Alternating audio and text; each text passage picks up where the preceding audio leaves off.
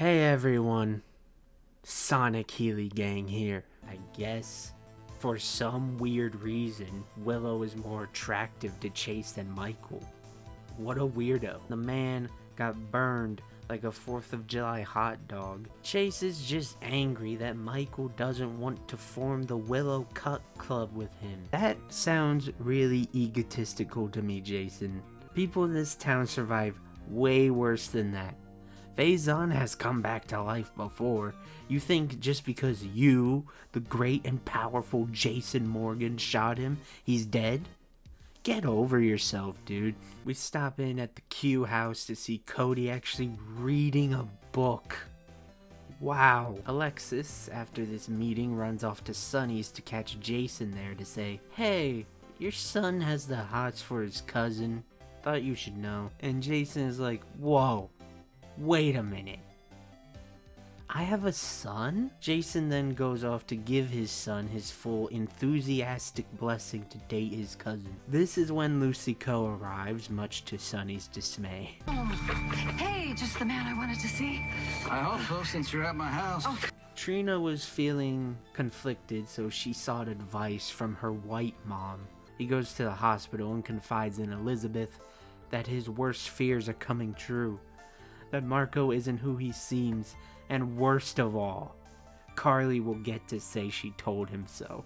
Elizabeth tells him, "Boy, you better get the fuck out of that creepy ass place." Spinelli arrives and says, "Fuck these cookies, man." Spinelli gets multiple pep talks about fighting for Maxie because he's all like, "Oh, Nathan is buff and hot and sexy and I'm just a nerd." So Brooklyn has to be like, "Dog, shut up. What is wrong with you, you bitch?" It's nice that someone close to Maxie is rooting for Spinelli. The dude's gone for Lulu, I fear. He's cuckoo for Lulu. Alexis actually wants to help people and stupid shit like that. Chase, of course, knows that Michael has on his keyring a key.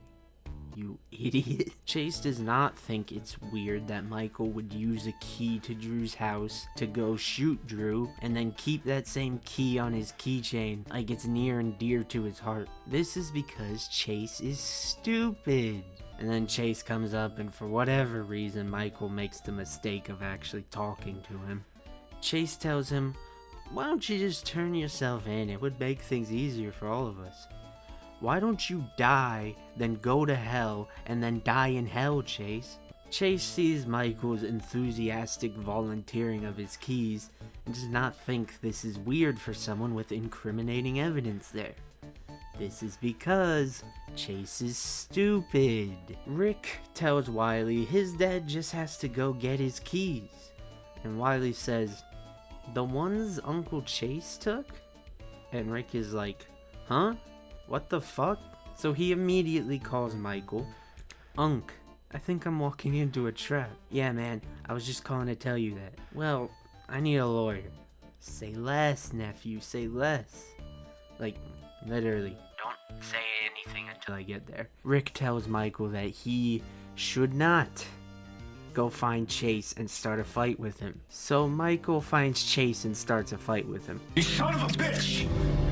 Chase lunges at Michael and knees him in the stomach multiple times. In reaction to this, Brooklyn says, Stop it, Michael! Back off! "What? Shit, it's snowing outside right now. I know. Michael Corinthos III got something to do with it." Instead, we get to watch Brooklyn and Chase have what feels like the longest dialogue in recorded human history.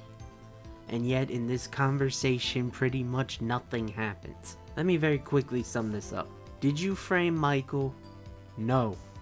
Okay, but I did break several laws. What the fuck is wrong with you? I have to protect Willow from Michael. Willow has like the entire town defending her from Michael, you stupid bastard. But Michael this, Michael that. You are obsessed with getting revenge on Michael. You're obsessed with Michael. Do you wanna fuck Michael? Okay, she didn't say anything like that last part. But Michael is so cruel. And Brooklyn agreed with that, which, he spends more time on Michael's dick than Jacinda does. I know, she kidnapped him. Nobody's perfect. What's a little kidnapping between lovers? It's kinda incredible that any character with half a brain on this show can immediately put together that Willow shot Drew. It's just that there are almost no characters with half a brain and everyone's just a damn moron. Willow, after getting sworn in or whatever, had an interview with Lulu, and for every question, Willow just looked at her mommy like a child at the doctor. I honestly don't know where her story's gonna go. She has so many spinning plates, anytime now they've gotta all come crashing down. Why are you obsessed with your ex-wife instead of your current wife, my daughter? Not cool, man. Hey there, Delilah. What's it like in New York City? Pretty damn bad, honestly. Michael Corinthos the Third, who has a cut on his lip from Chase kneeing him in the stomach. Michael is just like, my psycho ex-wife is going to be a congresswoman, and now she can use the power of the seat against me just like my creepy uncle did. That sucks. Oh well. And, that's all he's got to say about that, pretty much. Okay, man. Michael, do you at any point want to do, like, anything? Anything? Retaliate in some kind of way? Hatch a scheme, perhaps? No? Alright. Christina leaves with Jacinda because honestly she's more her girlfriend than Michael's. There was no scene for them. They basically said, we're gonna have sex. And then like 2 days later they were back on screen. And they said, wow, we just had sex. Cool. Jordan offers very plainly for him to move in with her. Why don't you move in here with me?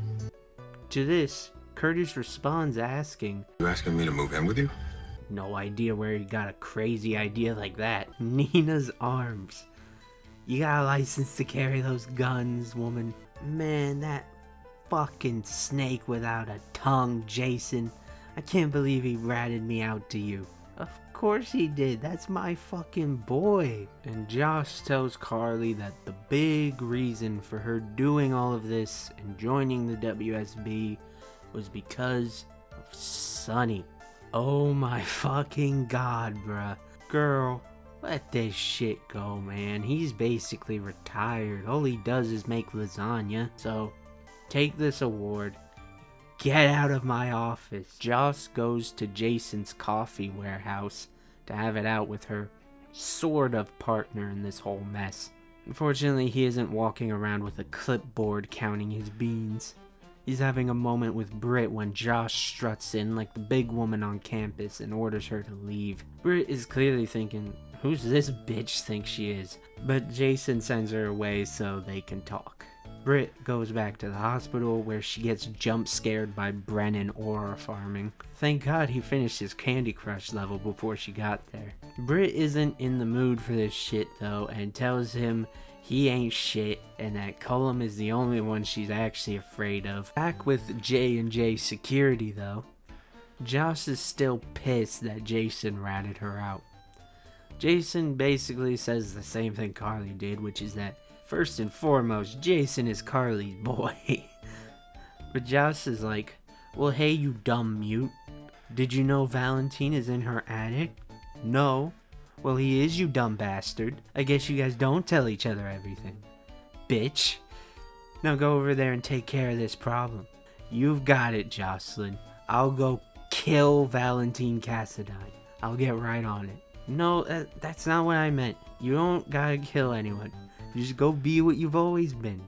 But you just told me not to kill anyone. I meant be my mom's bestie and convince her to drop that sleaze. Because we all know she's not gonna listen to me. Man, she don't listen to me either.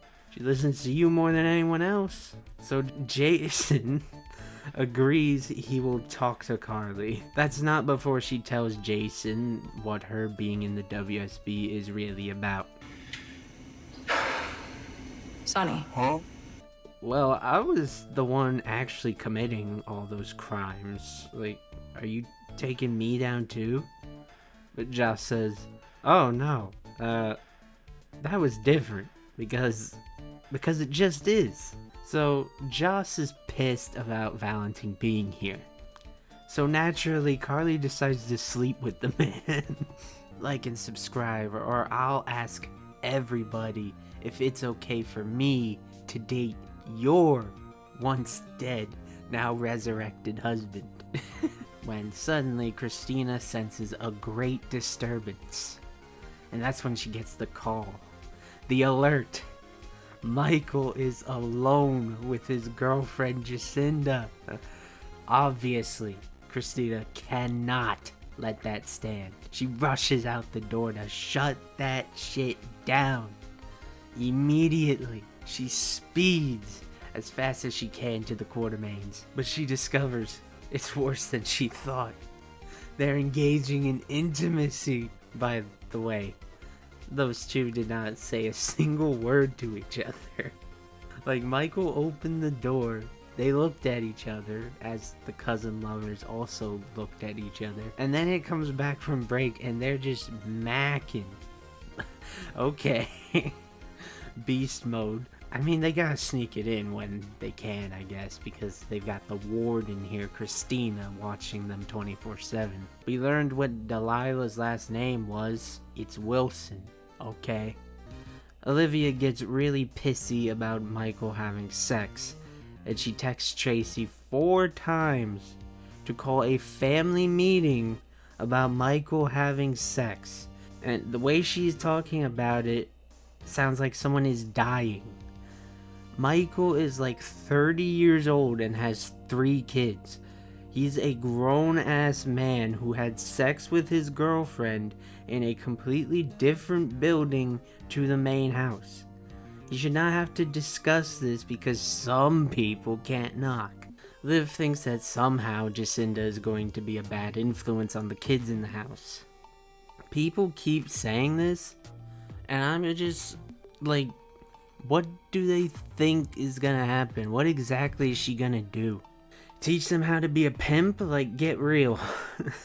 Tracy jumps in and basically just says, whoa. I just don't want you to be fucking all over my property. If you want to date a hooker, though, that's cool with me. I don't really care what you do. I didn't think Tracy was chill like that. Tracy tells Michael to show Jacinda more respect than a Quartermain man usually shows a woman. Michael decides there's no time like the present to get that done, and there's no better way for him to show how much he respects her than for him to go to her immediately and shove his tongue down her throat in a restaurant full of people. And like, just a few weeks ago, Chase tried to put Michael in jail for attempted murder via illegal means. That didn't call for a family meeting. But Michael has sex and stop the presses. Liz is like, let's just take things slow. And he says, I will do literally anything to be with you. She says, don't put me on a pedestal. He responds, I think you are the perfect person. Joss is meeting up with her old friends for drinks. I honestly just wanted to mention this scene because it made me really sad. It felt like we were watching in real time Joss realizing that this would be her last episode in her best friends' lives. Like, damn. In the shocker of the week, Jason actually remembered that he has a son. And he actually told him he was leaving this time and said goodbye. This scene is very important because in it, Danny constructs the largest sandwich in recorded human history. This Scooby-Doo ass sandwich. What do you think you're gonna do with that monstrosity, young man? You're just a boy. And he's putting chips in it. Your gluttony sickens me. Jason starts examining his rifle, but while he does, he starts having 5 million flashbacks. Most of them are of Carly.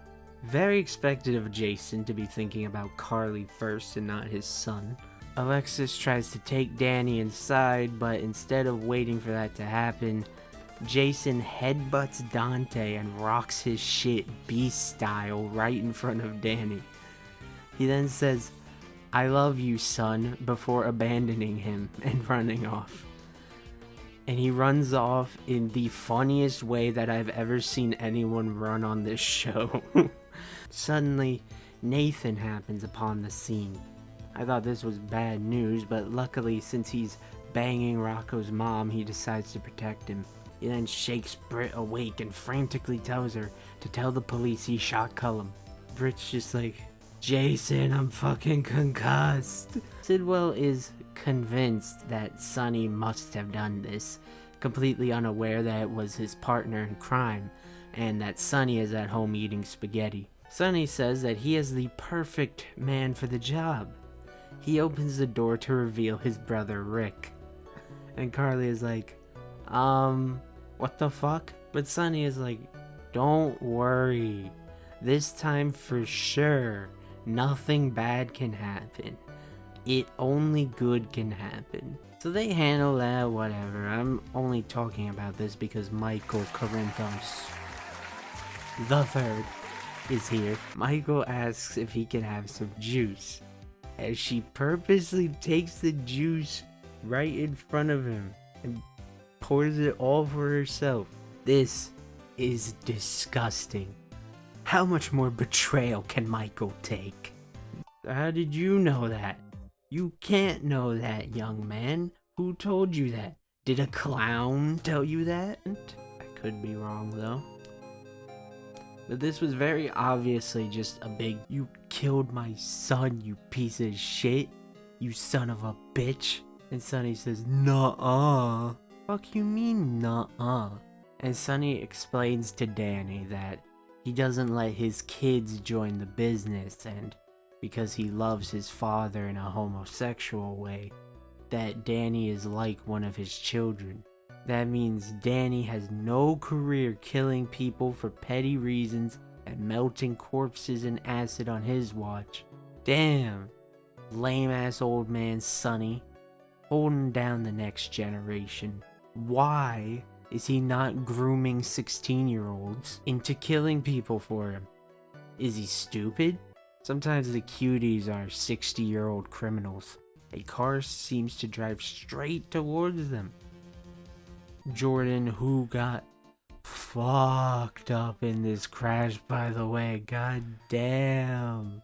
As a card-carrying member of the Christina cult, before I ended up founding the Church of Michaeltology, Michael Corinthos the third. Oh, bless me. Please yell at me in the comments, and also be sure to throw large objects at me in the streets. You're welcome for the Healy Gang rub, kid. I had accepted it even. I was telling him, just shoot me, kill me, get it over with. Come on, do it. Michael, if Curtis is your best friend, that's kind of really sad, bro. Y'all have never hung out before. Like, you probably aren't even in his top 5. And there's a fucking love shack built upstairs in this place. Asking me to pick between Michael and Christina is like asking a parent to pick their favorite child. They can definitely do it, but it hurts and they feel like a piece of shit. Fuck you, Jack. I'm not doing shit for you, you little bitch. Brennan, brother, you are a damn idiot. They're making this poor guy look like a loser. When's the last time he accomplished something? You fool. You've fallen for my trap, you moron.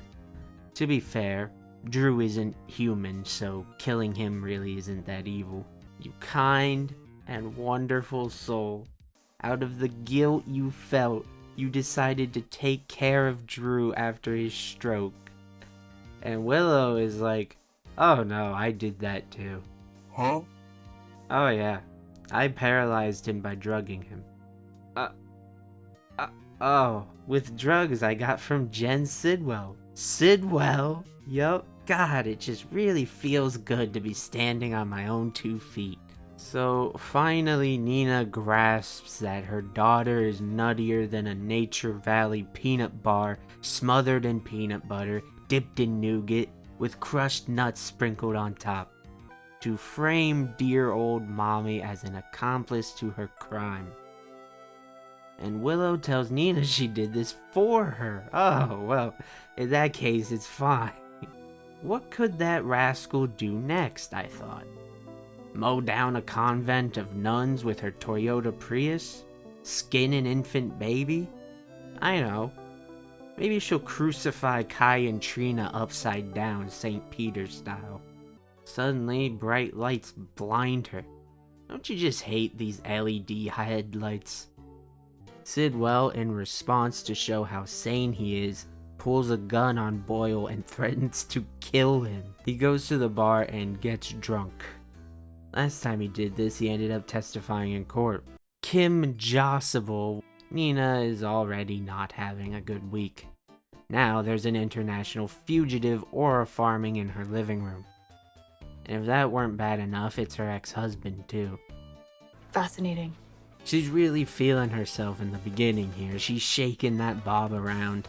She kinda puts it in her stomach here, I'm not gonna lie to you. You are the dumbest fucking person I've ever met in my life. You really threw him away for some weird, creepy 50-year-old man? You must be some kind of a dumbass. Well, I have to say thank you. Thank you for giving me your husband. I really appreciate it, and I really enjoy your old life. Me? I'm the danger? Girl, you're a murderous psycho bitch, and you tried to frame Michael for it. The only thing I'm exposing them to is what a mentally sound woman looks like. The bottom line is, I got your bitch with me now, and there's nothing you can do about it. I'm here to stay, so you'd best get out of my way. Like and subscribe, or I'll help your son with his school project. Ethan believes that, especially with Jason gone, Sonny could make good use of a man of Ethan's talents. But Rick is like, slow your roll, pal. I worked hard to weasel my way into this spot. Rick is a little pissed, but Sonny tells him that friendship is magic. Rocco really is a baby deer in human form. Yeah, she embryo napped him. Nobody's perfect. Okay, for real now, you cannot tell anyone else. Oh, and say 3 Hail Marys. Britt replies with a smack of her own that there is no you and Lulu. And Cass is just like, I am Nathan West. Cassius is dead. Willow straight up does not see Jacinda as human. She said, Keep that away from our children. like she's some disgusting object. Uh-oh. Daddy's home. First she calls Jacinda his mistress. I mean, that really says everything, doesn't it? Freudian slip. Willow is like, I can't believe this. How could you cheat on me, Michael? We aren't married anymore. Don't change the subject. Because Jacinda is definitely equal to Drew. She's just as evil. I mean, she likes spiders. Only evil people like spiders. What, so you're saying that my involvement with Drew is unforgivable, but you parading around town with a known sex worker is just fine? Yeah, kinda. Well, Willow was found not guilty, so unless she's doing something else to Drew. Oh, Rick, it's fine. Willow and Michael are doing good. They made peace. Cue Willow storming in like a fucking maniac. She snaps her head to look at Rick, and she says, You tell Michael and his fucking rent by the hour cock-sucking hooker girlfriend that I am coming for him. And Rory, God, Do I even need to say it? Don't you know? Can't you guess? He is Moses. That's all I got to say. He's Moses. This show was dying before he came in. It fucking sucked. And then Rory Gibson showed up and parted the Red Sea. Michael is pretty much fucking frolicking through a sunflower field. When are you gonna get it through your head that life ain't all cookies and cream, fella? They are having sex in a hotel room. Because Michael isn't allowed to have sex in the privacy of his own home because he'll get yelled at. Nothing puts you in the mood more than fighting with the ex. What about your past is the past, as far as I'm concerned. What the fuck does that mean, Michael Corinthos III? Use your goddamn words, son.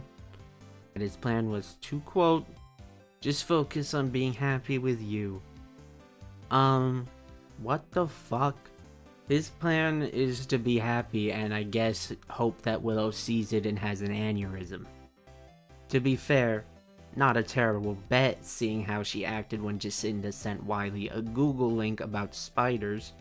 I swear to God, if this is about plans to take the kids to Disney World, that'll make me 1930s work whistle angry. Like and subscribe, or I'll reveal that your mother is having an affair. Come on now. Come in closer. Say it with me now. Say his name. His full name. You know who. Say it with me. Michael Corinthos. This is the most important part. The third. Oh.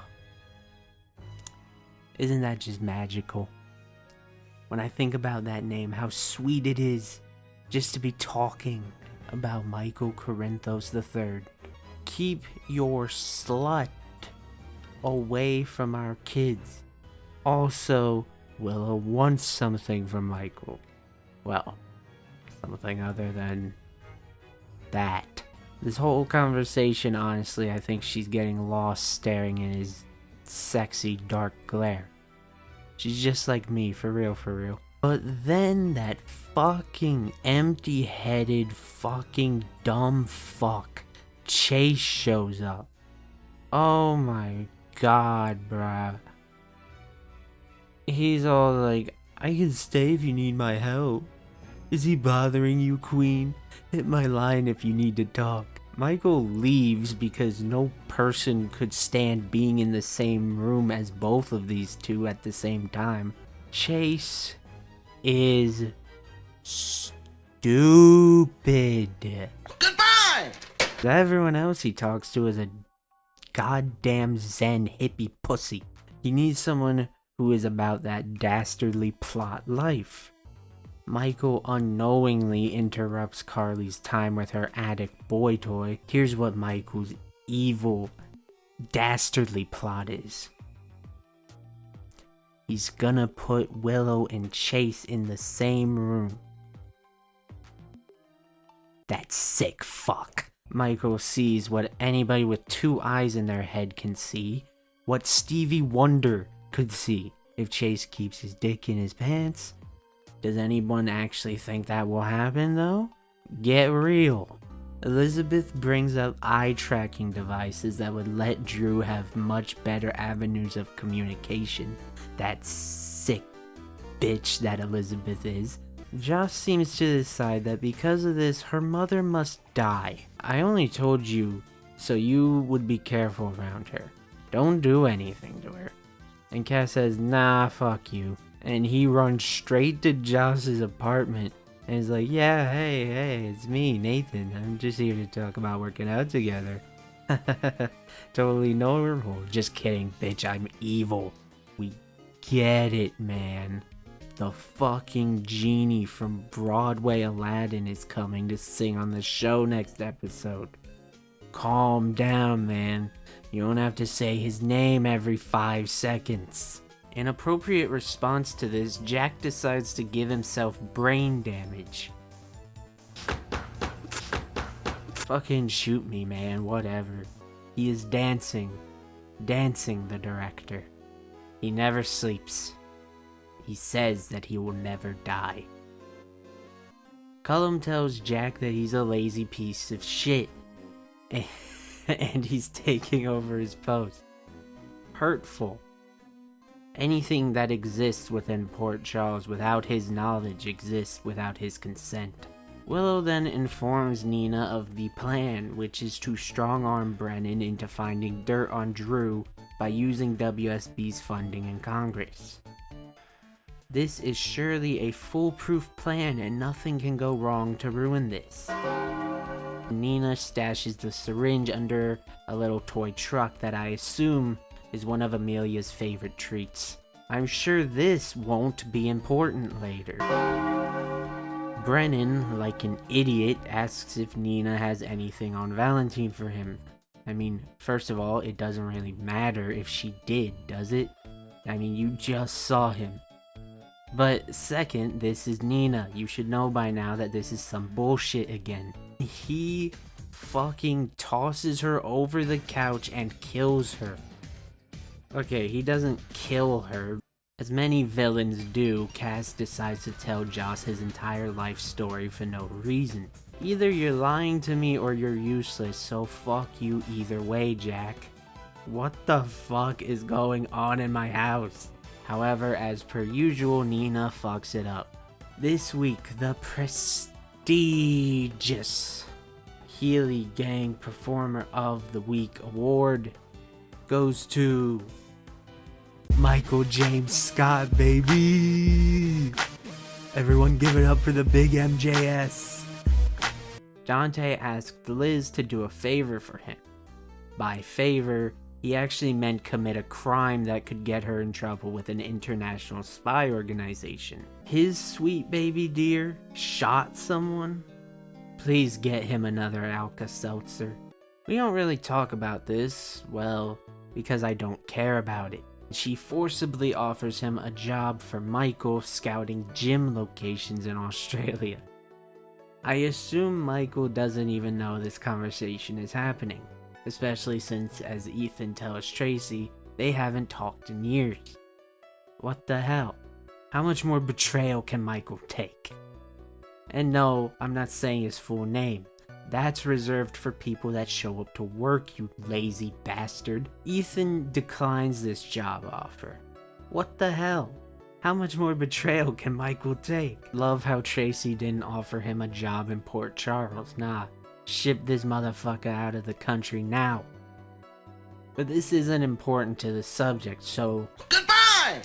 However, in a touching moment of communication and understanding, Sunny takes the advice of both women to heart and decides to calmly approach Rick and simply ask him, what is he doing with Ava and why is he lying about it?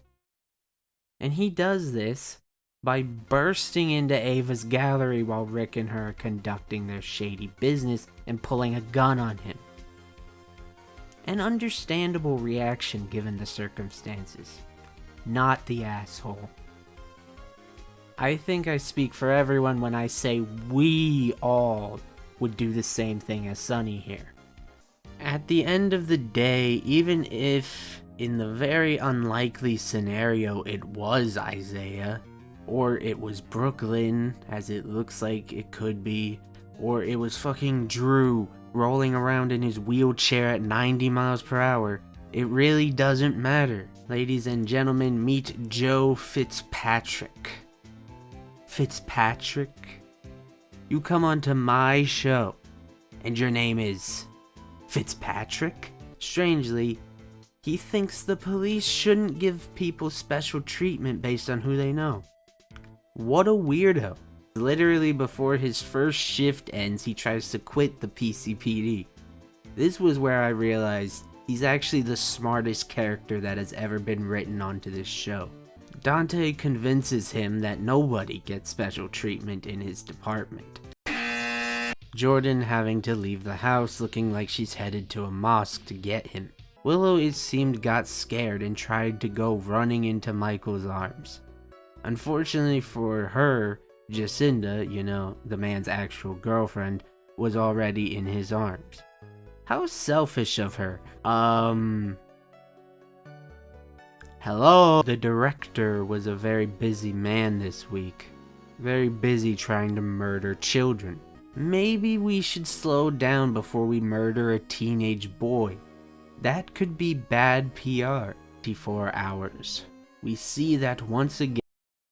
Rise and shine, Agent Brennan. Rise and shine. Is this a one-time thing, or will Nina come to see the light that her daughter is a fucking wacko and going to a mental institution would be good for her? Lulu thinks she and Rocco need to be prepared to leave in the event Cullum finds out it was Rocco that shot him. The main flaw with this plan is that Cullum obviously is not going to come up to them and say, "Ooh, I'm on to you." Meanwhile, Dante has continued being useless, until Caston comes in to tell him how useless he's being. Dante decides maybe he should stop being useless. Sonny instead enlists the aid of Stephen A. Smith to find Rocco. Well, it's nice to know he's in good hands. Because Ava is a functioning alcoholic, she goes because of the minibar. The whole reason I jumped on the Willow train was because we were gonna kill Drew. I have been hoodwinked, bamboozled, led astray, run amok, and flat out deceived. Sidwell tells her to shut the fuck up and figure out her stupid chud life. In response to being told to take some accountability for her actions, of course, Willow breaks down in tears. Let me play you a sad song on the world's smallest violin.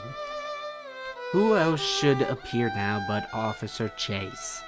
Oh, holy shit, I can't take it anymore. We're not watching this shit. These two are fucking dorks.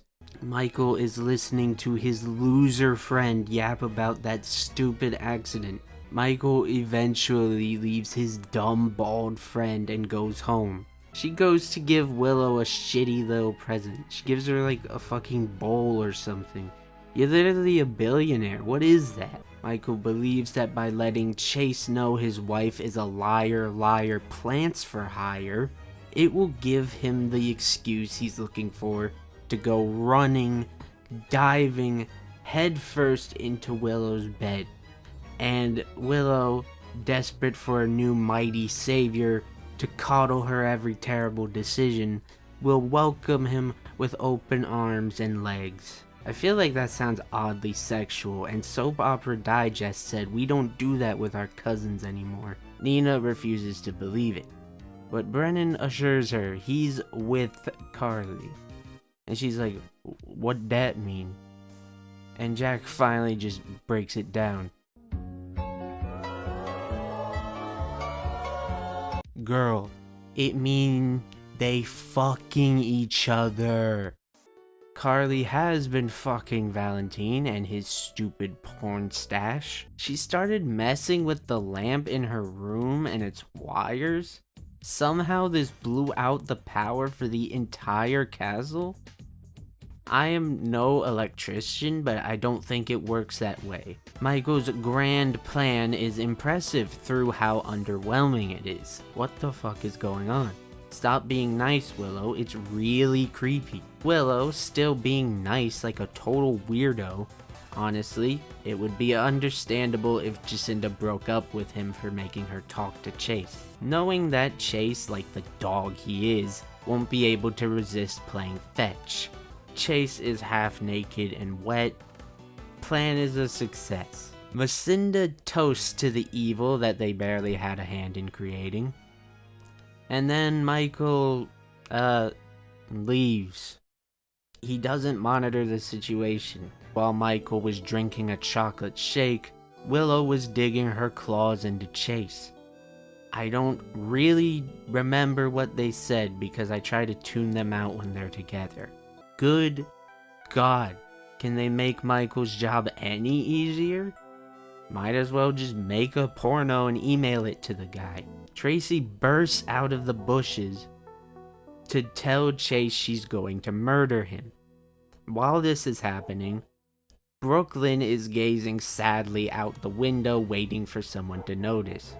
Luckily for her, Michael has finished his chalky shake and stopped crying because the only family member he cares about is leaving, and he notices. Not that he cares. To him, Christina was worth more than every Quartermain put together. But he asks what's wrong, and Brooklyn immediately blames him. Wow, and people wonder why he's betraying you. That's when Chase calls BLQ, hoping that she can stop Tracy from having her horses rip him limb from limb. Thank you, Granny. Now go up to the main house. We need somebody to blame Michael for things. And she just does just that. Because Michael is God, which means all bad things are his fault. She would probably throw one of those golden scissors into the Congresswoman's skull, and that could hurt them in the adoption process. Lucy says that she came to the right place, and proclaims that she is the master of adultery.